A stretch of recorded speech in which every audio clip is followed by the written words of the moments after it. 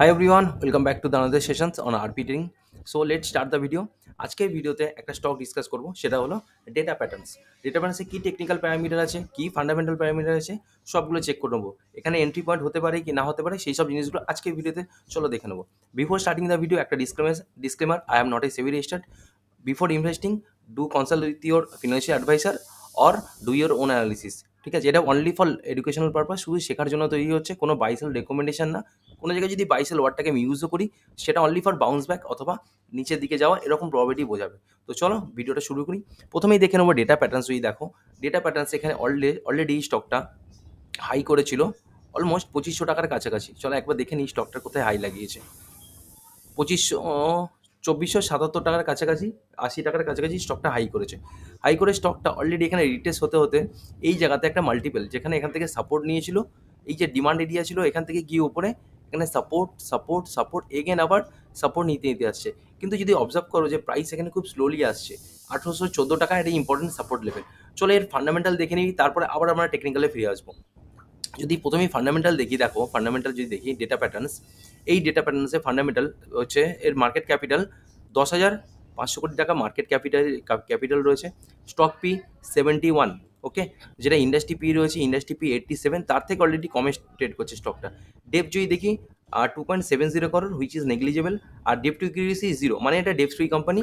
5 বছরের যদি return on equity দেখি 17.7, আর যদি 1 বছরের রিটার্ন অন ইকুইটি দেখি 14.2, মানে 1 বছরের কম, 5 বছরের অন অ্যাভারেজ বেশি শো করছে। আর আরওসি 19.6, আরওসি আর আরওই ঠিকঠাক মোটামুটি কোম্পানির জন্য শো করছে। 5 বছরের সেলস যদি দেখি, 5 বছরের সেলস 51, 5 বছরের profit growth 151 is a massive number for the company.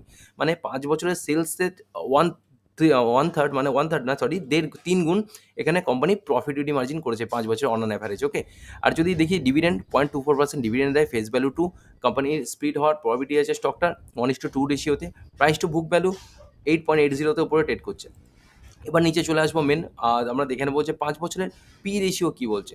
দেখো 5 বছরের যদি পি রেশিও দেখি, মিডিয়ান পি 59, 10 বছরের মিডিয়ান পি 59। যদিও স্টকটা 10 বছর পুরনো নয়, তো তাই জন্য সেরকম অ্যাজ সাচ কোনো কিছু পাওয়া যাবে না। 3 বছরের মিডিয়ান পি দেখে নেবো 59, 1 বছরের মিডিয়ান পি 72, 6 মান্থের মিডিয়ান পি 83।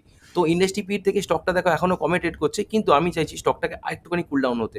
কারণ বলে দিচ্ছি তোমাদেরকে, নিচের দিকে আসি, তারপরে বাকি জিনিসটা ডিসকাস করবো।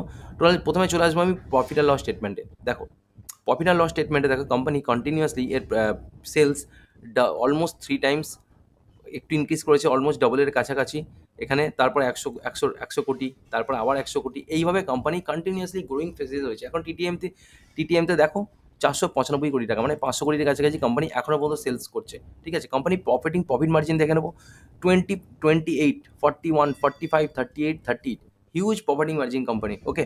যদি এখানে দেখে নিই নেট প্রফিট, দেখে নিই নেট প্রফিট দেখো 2021 থেকে অলমোস্ট 3 টাইমস করে গেছে, তারপরে ডাবল, তারপরে এখানে 1.5 টাইমস, আর এখানে 1.5 টাইমস এখানেও চলছে। 148 কোটি টাকা টিটিএমতে চলছে। যদি 10 বছরের প্রফিট গ্রোথ দেখে নিই, আমরা সেলস গ্রোথ দেখি, 10 বছরের সেলস গ্রোথ দেখো, সরি 5 বছর, এখানে যদি স্টকটা 10 বছর হয়নি, 5 বছরের সেলস গ্রোথ 52%, 5 বছরের কম্পাউন্ড প্রফিট 151%, 5 বছরের 3 বছরের কম্পাউন্ড সেলস 43%, আর 3 বছরের কম্পাউন্ড প্রফিট 81%, আর এটা টিটিএমতে 33 আর 40 চলছে। ঠিকঠাক একটা কোম্পানির জন্য শো করছে ব্যালেন্স শিট এখনও পর্যন্ত, এই যে প্যারামিটারগুলো। এবার মেন চলে আসবো আমার ব্যালেন্স শিটে। দেখো ইকুইটি শেয়ার দেখো, ইকুইটি এখানে কোম্পানি 2021 থেকে ইনক্রিজ করেছে, এফপিও বা কোনো বন্ডের মাধ্যমে কোনো কোম্পানি ইকুইটি শেয়ার এখানে ডাইলিউট ইনক্রিজ করেছে। রিজার্ভ যদি কোম্পানি দেখি, কন্টিনিউয়াসলি কোম্পানি রিজার্ভ ইনক্রিজ করছে। দেখো রিজার্ভ এখান থেকে ডাবল, এখান থেকে তারপর আবার ডাবল, এখান থেকে চলছে টিটিএমতে সেপ্টেম্বরে, ওকে। যে ব্যালেন্স শিটে যদি দেখি অ্যাজ অফ সেপ্টেম্বর 2023, এখনও পর্যন্ত যেহেতু সেপ্টেম্বর চলছে, এটা যখন মার্চ আসবে, মার্চে পুরো কমপ্লিট হবে 2024। বরিং যদি দেখি, নো বরিং 3 কারোর, কোম্পানি যে কোনো মুহূর্তে পে করে দিতে পারে। আমি বরিং সবসময় রিজার্ভের সাথে ক্যালকুলেট করি। দেখো অ্যাজ সাচ কিচ্ছু বরিং নেই, এটা ডেথ ফ্রি কোম্পানি পুরোপুরি। এবার যদি দেখি আমি আন্ডার কনস্ট্রাকশনে, দেখো আন্ডার কনস্ট্রাকশনে কোম্পানি কিছু নেই। টোটাল অ্যাসেট 1,475 কোটি টাকা কোম্পানির টোটাল অ্যাসেট চলছে। এবার যদি মেন জিনিসে চলে যাবো আরওসি, দেখো আরওসি যদি দেখি কন্টিনিউয়াসলি এখানে 2020 পর থেকে 20, 20, 39, 30, 33, 20, এখনও পর্যন্ত 20 চলছে কোম্পানির আরওসি, যেটা খুবই ভালো একটা বিষয়। এবার চলে আসবো main company promoter holding, which is the most important. দেখো কোম্পানি কী করেছে এখানে, কোম্পানি প্রোমোটারি হোল্ডিং 45.62%। এখান থেকে কিছুটা কমিয়েছে, তারপরে এটা দেখো এফআই হোল্ডিং এখানে 7.17% বেড়েছে। আর এখানে ডিআই ছিল 11% এখানে 9%। ডিওয়াই হোল্ডিং কিছুটা কমেছে, আর পাবলিক হোল্ডিংয়ের কাছে রয়েছে 40%। দেখে নেবো অ্যাজ সাচ পাবলিক হোল্ডিংয়ে কোনো স্ট্রং হ্যান্ড আছে কিনা। দেখো প্রত্যেকটা স্ট্রং হ্যান্ড, এখানে দেখো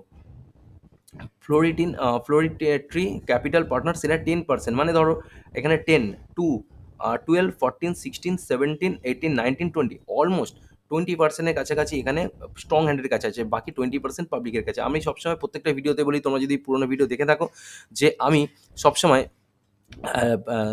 public holding less than 30 consider করি, যাতে মার্কেটে ফ্রি ফ্লোট কম হয়, স্টকের ফ্লাকচুয়েশন কম হয়।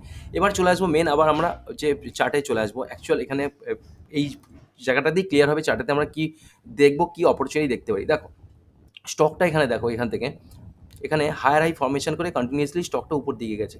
এইবার স্টকটা এসে এই জায়গাতে 1814 টাকার কাছে এসে মাল্টিপল সাপোর্ট নিচ্ছে স্টকটা, দেখো ঠিক আছে।